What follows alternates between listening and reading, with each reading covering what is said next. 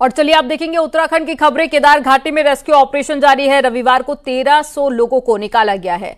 Helicopter से 670 और साथ ही पैदल रास्तों से 660 लोगों को सुरक्षित निकाला गया। अभी भी 400 यात्रियों का रेस्क्यू करना बाकी है। केदारनाथ से 350 और साथ ही भीमबली से करीब 50 लोगों का रेस्क्यू होना है। बीते 4 दिनों में केदार घाटी से अभी तक 10,374 श्रद्धालुओं को सुरक्षित निकाला जा चुका है। उधर देहरादून कंट्रोल रूम में भी रेस्क्यू अभियान पर बारीकी से नजर रखी जा रही है।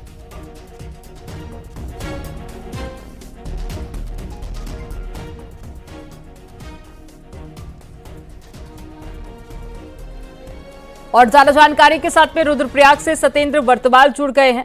सत्येंद्र, कितने बजे से रेस्क्यू की शुरुआत हो जाएगी और साथ ही आज भी क्या सड़क और हवाई मार्ग दोनों से ही श्रद्धालुओं को निकाला जाएगा? आज का दिन क्या कुछ खास रहने वाला है?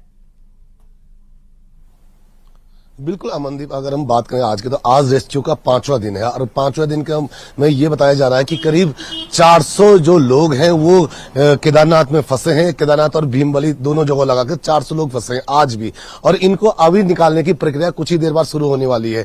और ये जो निकलेंगे इनको हवाई यानी कि हेलीकॉप्टर के ही जरिए वहां से निकाला जाएगा, क्योंकि बीच के जो रास्ता है वो टूट चुका है और जो आने वाले जो लोग हैं वो काफी वो बताई जा रही है, उसमें कई बुजुर्ग भी हैं। तो इसलिए अब ये हेलीकॉप्टर थोड़ी देर बाद रेस्क्यू अभियान शुरू करेगा, और जिसके बाद पूरी केदार घाटी में, अभी मैं सीधे वो मौसम दिखा देता हूं। आप देख सकते हैं मेरे पीछे केदार घाटी है। केदार घाटी में बादल सबसे बड़ी चुनौती बनता है रेस्क्यू में, और अभी भी पूरी जो घाटी है, पूरी जो वैली है वो पैक हो चुकी है। और जैसे ही ये वैली में ये बादल यहां से छटने स्टार्ट होंगे, उसके बाद रेस्क्यू का काम एक बार फिर जोरों से शुरू होगा। जिस तरीके से कल देखने को मिला, कल करीब 1300 से ज्यादा लोगों को निकाला गया, तो आज उम्मीद है कि 400 लोग हैं। और जिस तरीके से थोड़ा मौसम जैसे ही केदार वैली का खुलेगा तो हेलीकॉप्टर यहां से रेस्क्यू के लिए निकलेंगे, और जल्द ही जल्द उन सभी को यहां सोनप्रयाग लेके आएंगे। और उम्मीद ये भी जताई जा रही है कि आज रेस्क्यू का काम फिर खत्म हो जाएगा, क्योंकि सभी लोगों को रेस्क्यू कर लिया जाएगा। लेकिन प्रशासन के सामने अब सबसे बड़ी चुनौती है कि केदारनाथ पूरा जो मार्ग है, जो कई जगहों से क्षतिग्रस्त हुआ है, उसको दुरुस्त करने का। तो इसके लिए भी आर्मी की भी यहाँ पे टीम बुलाई गई है। आर्मी यहाँ पे जो वैली ब्रिज है वो तैयार कर रही है, और जो पीडब्ल्यूडी है यहाँ पे जो वो पूरे जो रास्ते को उनको बनाने का काम अब शुरू हो गया है। जी, तो आज हो सकता है कि रेस्क्यू ऑपरेशन पूरा हो जाए, और तकरीबन 400 के आसपास लोग हैं जिन्हें निकाला जाना है। जानकारी देने के लिए बहुत शुक्रिया सत्येंद्र आपका। केदारनाथ आपदा में भारतीय सेना के जवान भी रेस्क्यू काम में जुटे हुए हैं। सेना के इंजीनियर्स ने भी पुलों को तैयार किया है, जिससे लोगों को पैदल मार्ग से सुरक्षित निकाला जा रहा है।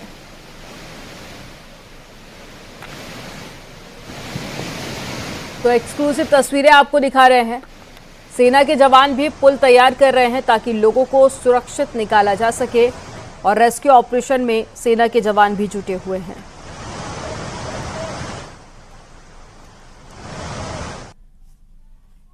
केदार घाटी में चल रहे रेस्क्यू ऑपरेशन में अब सेना की मदद भी ली जा रही है, और सर्च ऑपरेशन में सेना के 2 स्नीफर डॉग को शामिल किया गया है, जिन्हें हेलीकॉप्टर के जरिए लिंचोली लाया गया है। और ये डॉग यूनिट लोगों की तलाश में काफी अहम होते हैं।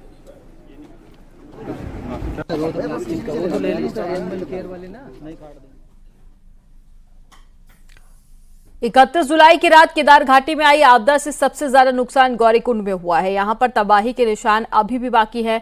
पैदल रास्ते पूरी तरह से तबाह बर्बाद हो गए हैं। इसके साथ ही तप्त कुंड भी पूरी तरह से तहस नहस हो गया है। गौरीकुंड के हालात का जायजा लिया है हमारे संवाददाता सत्येंद्र वर्तवाल ने। रिपोर्ट आपको दिखाते हैं। बुधवार की रात को आई आपदा का दंश सबसे ज्यादा अगर देखने को मिल रहा है तो अभी गौरीकुंड में मिल रहा है। मैं आपको सीधे वो तस्वीरें दिखा देता हूँ। आप मेरे पीछे देखिए, पूरा ये यहाँ पे पत्थर और बोर्डरों में समाया हुआ है, और ये यहाँ पे जो चीज थी वो यहाँ पे थी गर्म कुंड। गर्म कुंड यहाँ पे 2013 की आपदा में भी दबा था, और उसके बाद नया यहाँ पे निर्माण हुआ था। गर्म कुंड को तैयार किया गया था, और यहाँ पे जो श्रद्धालु हैं, यानी कि जो पैदल चलने वाले यात्री हैं, वो यहाँ पे गर्म कुंड में स्नान करने के बाद केदारनाथ धाम में जाते थे। लेकिन आप देख सकते हैं कि कितना यहाँ पे नुकसान है। यहाँ पे जो लगातार पुनर्निर्माण काम के कार्य यहाँ पे चल रहे थे, वो भी कहीं ना कहीं इससे प्रभावित हुए हैं। यहाँ पे कई लोग रहते थे, यहाँ मजदूर यहाँ रहते थे, सुलभ के लोग रहते थे, लेकिन जब आपदा आई, यानी कि जब बुधवार की रात को इस तरीके की जो घटना सामने है, उसके बाद आप देख सकते हैं कि ये माहौल, ये दंश देख सकते हैं कि किस तरीके का है। लोग अपने सामानों को छोड़कर यहाँ से चले गए थे। यहाँ पर ये जो आप सामान देख रहे हैं, ये डंडी कंडी का ये सामान है। इन कंडियों के जरिए भी यहाँ से लोग या श्रद्धालु केदारनाथ धाम पहुंचते थे। बुधवार को तेज बारिश हुई, ऊपर अलग अलग जगहों बादल फटने की जो खबरें आई हैं। जो बादल फटा उसके बाद मंदाकिनी नदी का वेग इतना उफान पे था कि यहाँ पे जो उसके सामने आए वो उसको रौंदती गई। यानी कि यहाँ पे तप्त कुंड था, तप्त कुंड यहाँ से हट अभी बिल्कुल दब गया है मलबे में। यहाँ पे जो और अन्य जो पुनर्निर्माण के काम चल रहे थे उनको भी कहीं न कहीं भारी नुकसान देखने को मिल रहा है।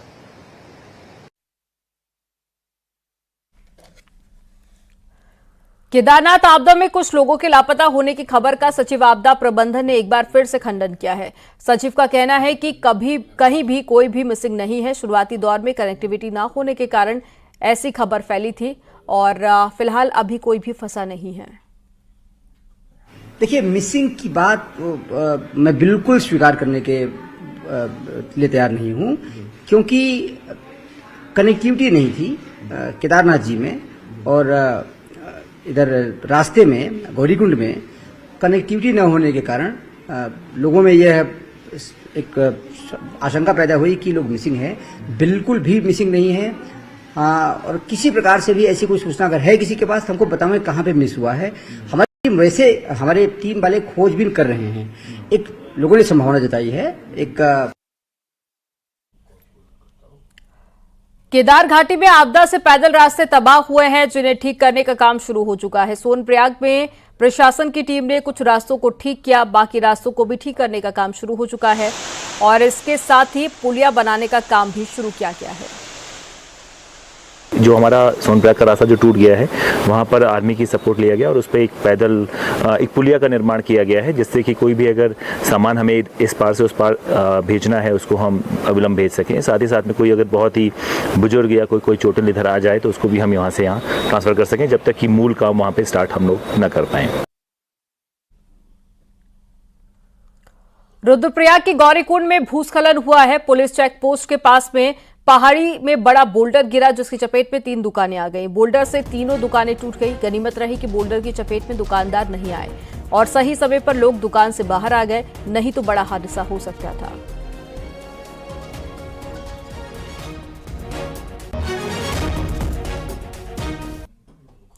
गंगोत्री और साथ ही उत्तरकाशी धाम में नदी उफान पर है और साथ ही वहीं गंगा नदी के उफान पर आने से गंगोत्री धाम में बने घाट पूरी तरह से क्षतिग्रस्त हो गए हैं और करीब 17 करोड़ के नुकसान का अनुमान है। वहीं गंगोत्री धाम में बड़े बड़े बोल्डर नदी में बहकर आए हैं। वहीं गंगोत्री धाम के किनारे आश्रम भवनों और साथ ही भागीरथी शिला पर भी खतरा मंडराया हुआ है।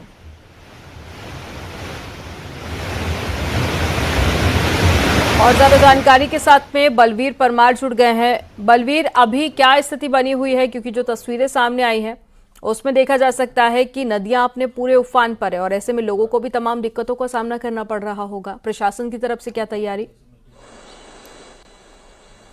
बिल्कुल, गंगोत्री धाम की हम बात करें तो इसमें भागीरथी नदी का जलस्तर थोड़ा घटा हुआ है, पर जिस तरह से पिछले 10 दिन में 4 बार नदी का जलस्तर जिस तरह से बढ़ा है, और वो जो पुरोहित है, जो व्यापारी है, उनकी चिंताएं बढ़ाया हुआ है, क्योंकि 17 करोड़ के जो घाट बनाए गए थे वो पूरी तरह से क्षतिग्रस्त हुए और यहाँ तक कि भागीरथी शिला तक पानी पहुंचा है और लगातार जो कटाव है वो दोनों ही किनारों पे लगातार कटाव जारी है। और सबसे बड़ी चिंता इस बात की है पुरोहितों में कि क्योंकि इस क्षेत्र में उतनी बारिश नहीं हो रही है और फिर भी नदियां जिस तरह से में आ रही है और जिस तरह से रिवर बेड बढ़ा हुआ है, वो अगर तेज बारिश होती है 1 दिन या 2 दिन तो कहीं ना कहीं बड़ा नुकसान गंगोत्री धाम को हो सकता है, जिसके चलते जो पुरोहित है लगातार मांग कर रहे हैं कि गंगोत्री धाम की सुरक्षा के लिए उचित कदम उठाए जाए। हालांकि प्रशासन ने 2 जेसीबी मशीन वहां पे भेजी है, जो घाटों पे जो बड़े बड़े बोल्डर आ गए हैं उनको हटाने के लिए, और जब ये जेसीबी मशीन तभी काम करेगी जब जलस्तर कम होगा, क्योंकि जलस्तर काफी बढ़ा हुआ है और जलस्तर काम करने के बाद जो रिवर बेड पे जो मटेरियल फैला पड़ा है उसको हटाया जाएगा। तो ये कार्य योजना लंबी हो सकती है, पर पुरोहितों का कहना है कि सुरक्षा की दृष्टि से भविष्य में ऐसे काम कराए जाए ताकि जो गंगोत्री धाम है उसे सुरक्षित रखा जा सके। जी, जानकारी देने के लिए बहुत शुक्रिया बलवीर आपका। उत्तरकाशी से खबर है, जहां पर गंगोत्री नेशनल हाईवे बंद हो गया है। निताला के पास में पहाड़ी से भारी मलबा आया था, जिसकी वजह से सड़क पूरी तरह से बंद हो गई है। बीआरओ की टीम सड़क को खोलने में जुटी हुई है।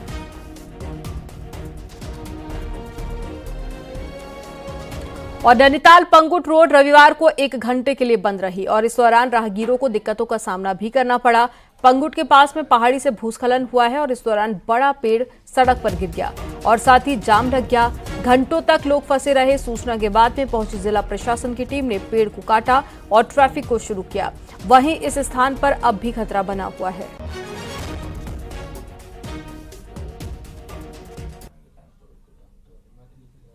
उत्तरकाशी के वड़कोट बगासू के पास में एक गाय यमुना नदी के पास में टापू पर फंस गई। सूचना के बाद में फायर ब्रिगेड की टीम और एसडीआरएफ की टीम तुरंत मौके पर पहुंची और यमुना के तेज धारा के बीच में फंसी गाय को बाहर निकालने के लिए रेस्क्यू शुरू किया गया। काफी देर के बाद में फंसी गाय को सुरक्षित बाहर निकाला गया।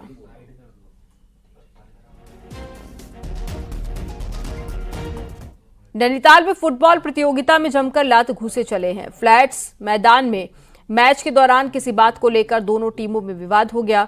इसके बाद में क्या था खिलाड़ियों में लात घूसे चलने का कारण, हालांकि इसको लेकर भी जांच की जा रही है। हालांकि कुछ देर तक माहौल ऐसा ही गर्म रहा, लेकिन किसी तरह से दोनों टीमों को वापस फील्ड पर लाया गया और मैच दोबारा शुरू कराया गया। आपको बता दें कि नैनीताल का बीएसए विवादों में रहे हैं और 2 दिन पहले भी यहां पर खिलाड़ी ने रेफरी को घूसा मार दिया था। हालांकि इस मामले में आपस में समझौता हो गया था, लेकिन फिर यहां पर जमकर लात घूसे चले।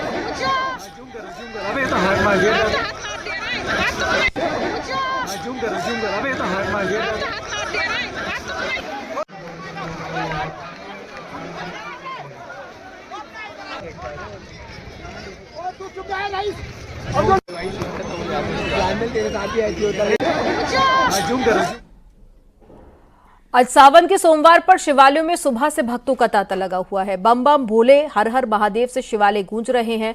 आज विधि विधान के साथ में पूजा अर्चना करने के लिए भक्त बड़ी संख्या में पहुंच रहे हैं मंदिर में और धर्मनगरी हरिद्वार में शिव मंदिरों में सुबह से ही भक्तों का तांता लगा हुआ है।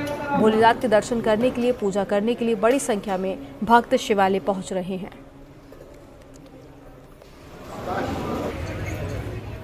और ज्यादा जानकारी के साथ में हरिद्वार से पुलकित शुक्ला हमारे साथ में जुड़ गए हैं।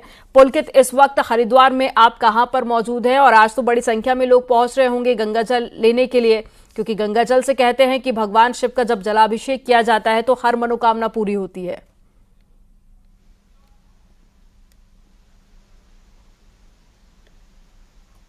महादेव मंदिर में श्रद्धालुओं का जमावड़ा लगा हुआ है। सुबह 4 बजे की ये स्थिति है। श्रद्धालु यहाँ पर बड़ी संख्या में पहुंच रहे हैं और भगवान शिव का जलाभिषेक कर रहे हैं।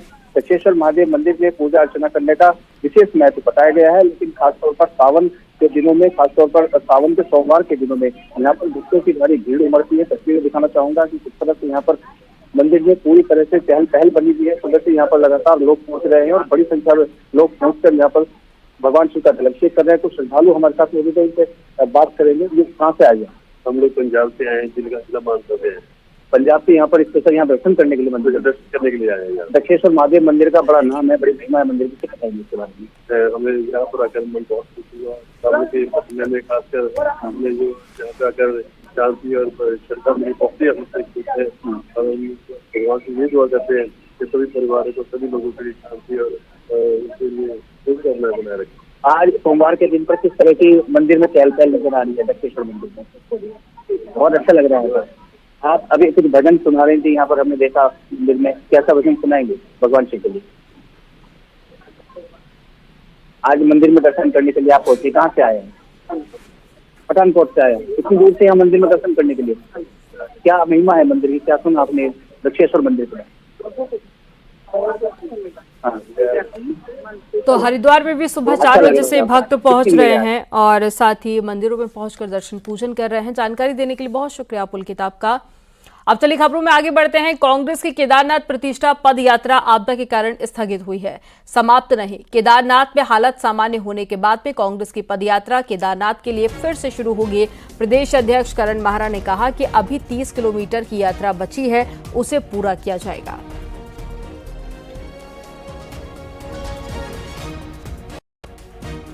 ही स्थितियां सामान्य होंगी, प्रशासन बचाव राहत कार्य से मुक्त हो जाएगा, वहाँ कोई ऐसा प्रेशर नहीं होगा, तो हम यात्रा को दोबारा से सीतापुर से केदारनाथ तक करेंगे, क्योंकि 30 किलोमीटर की करीब यात्रा भी बची है। उस यात्रा को पूरा करके जलाभिषेक करके भैरव बाबा के यहाँ तक जाएंगे। टिहरी में एक घर में चर्च बनाने का मामला सामने आया है, जिसको लेकर स्थानीय लोगों और साथ ही विश्व हिंदू परिषद के कार्यकर्ताओं ने विरोध किया और पुलिस से मामले की जांच और कार्रवाई करने की मांग की है। नई टिहरी के बोराड़ी में एक घर में चर्च बनाकर लोगों की भीड़ जुटाकर प्रार्थना सभा की जा रही थी, जिसके बाद में स्थानीय लोगों ने विरोध किया और बिना परमिशन के सभा करने और शांति भंग करने का आरोप लगाया। पुलिस ने प्रार्थना सभा कर रहे शख्स को कोतवाली में लेकर पहुंची और मामले की जांच पड़ताल भी शुरू कर दी है। वहीं बीएचपी कार्यकर्ताओं ने गरीब तबके के लोगों को बरगलाने का आरोप लगाया।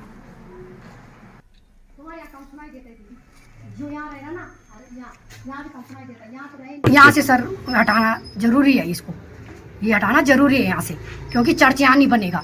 हमारे उत्तराखंड में ये चर्च घर के अंदर भी बनाने लगे तो हम लोग कैसे सहन करेंगे? ये तो नहीं होगा ना, तब तो दिक्कत है हम हिंदुओं के लिए जो हम यहाँ पे बैठे हैं। हमारे देव देवता नहीं है क्या? इस प्रकार की गतिविधियां चल रही हैं और बहुत सॉफ्ट टारगेट पहाड़ को किया जा रहा है। यहाँ पर जनसंख्या असंतुलन करने की कोशिश की जा रही है, जिससे कि भविष्य में यहाँ की डेमोग्राफी और जो अन्य चीज़ें उनको परिवर्तित किया जा सके। असेंबली की हमारे पास एक कंप्लेन आई थी कि एक असेंबली की जा रही है वहाँ पे, तो पूछताछ के लिए जिस व्यक्ति का वो घर है और जो व्यक्ति द्वारा असेंबली की जा रही थी उसे भी थाने बुलाया हुआ है। आगे हम लोग इंक्वायरी कर रहे हैं, जो भी बातें सामने आएंगी उस हिसाब से हम आगे इसमें कार्रवाई करेंगे। कुमाऊं की 2 सबसे बड़ी नगर पालिकाओं को नगर निगम में तब्दील करने की कवायद शुरू कर दी गई है, जिसका विरोध भी तेज होने लगा है। नगर से सटे ग्रामीण इलाके जहां निगम में शामिल नहीं होना चाहते हैं, तो वहीं निकाय चुनाव से ठीक पहले इस कवायद पर सवाल भी खड़े हो रहे हैं। रिपोर्ट आपको दिखाते हैं।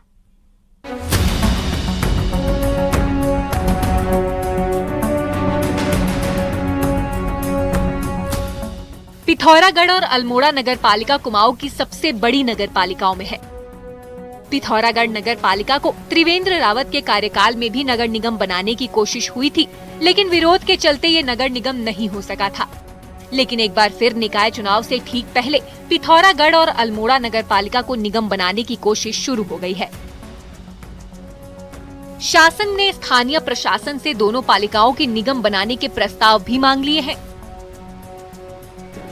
इसकी पॉपुलेशन जो है उतनी हो चुकी है जितना मानक है हमारा नगर निगम बनने का, उसका प्रस्ताव यहाँ से भेजा गया है। जिलाधिकारी कार्यालय से एक प्रस्ताव मांगा गया था, वो जो मेरे द्वारा प्रेषित किया गया है।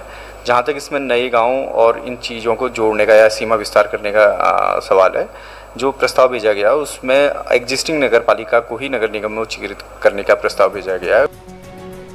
अल्मोड़ा नगर पालिका का वर्तमान एरिया पिथौरागढ़ के मुकाबले काफी कम है। अल्मोड़ा नगर पालिका में जहां 13 वार्ड हैं, जबकि अल्मोड़ा की जनसंख्या 75,000 के करीब है। वहीं पिथौरागढ़ जिले में वार्डों की संख्या 20 है, जबकि यहां की इस समय की जनसंख्या 90,000 के करीब। अब इन दोनों नगर पालिकाओं के नगर निगम बनाने की भनक लगते ही विरोध भी शुरू हो गया है। हम चाहते हैं कि इन गांवों को किसी भी कीमत पर नगर महापालिका में सम्मिलित न किया जाए, क्योंकि ये सब गांव कृषि पे आधारित गांव हैं और इनके पास अभी भी बहुत सारी कृषि योग्य भूमि है। नियमानुसार 30% कृषि योग्य भूमि वाले गांव को शहर क्षेत्र में नहीं समायोजित किया जाता है। अगर राजनीतिक दृष्टि से ये देखा जा रहा है तो ये मेरे ख्याल से इसमें कई कठिनाइयाँ पैदा होंगी और कई दिक्कतें लोगों की बढ़ जाएंगी, क्योंकि विकास के लिए चाहिए बजट सरकार देती नहीं है। माना जा रहा है कि दोनों पालिकाओं से सटे ग्रामीणों इलाकों को नगर निगम में शामिल किया जाएगा, जिसका ग्रामीण पुरजोर विरोध कर रहे हैं। यही नहीं, निकाय चुनाव से ठीक पहले पालिकाओं को निगम बनाने की पहल को सियासी चश्मे से भी देखा जा रहा है। अल्मोड़ा से किशन जोशी के साथ पिथौरागढ़ से विजयवर्धन उप्रेती की रिपोर्ट।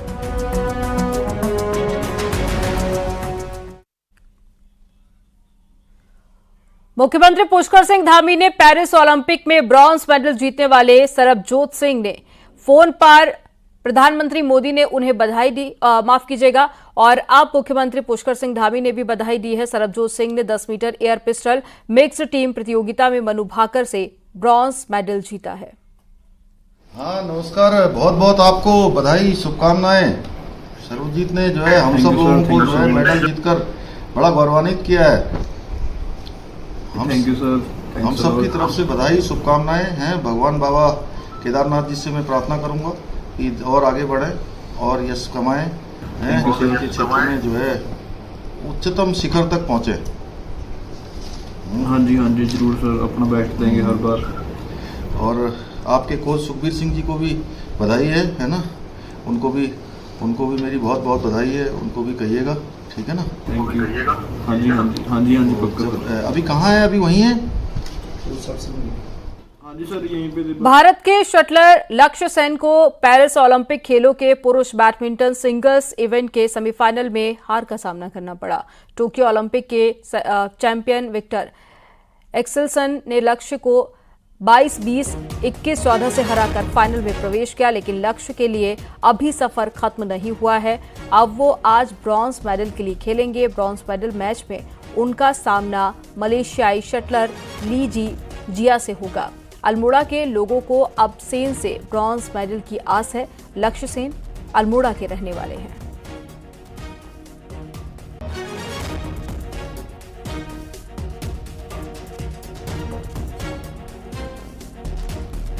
खेला मुझे कोई ऐसा नहीं है, वो एक्सपीरियंस है उससे काफ़ी बड़ा है। और पहला गेम अगर वो जीतता तो थर्ड गेम जरूर जीतता। अब लड़ाई है ब्रॉन्ज मेडल के लिए। वो कल मैच होगा, जो दोनों सेमीफाइनल से जो भी सेमीफाइनल हारे होंगे वो आपस में दोनों टकराएंगे कल। और अब देखते हैं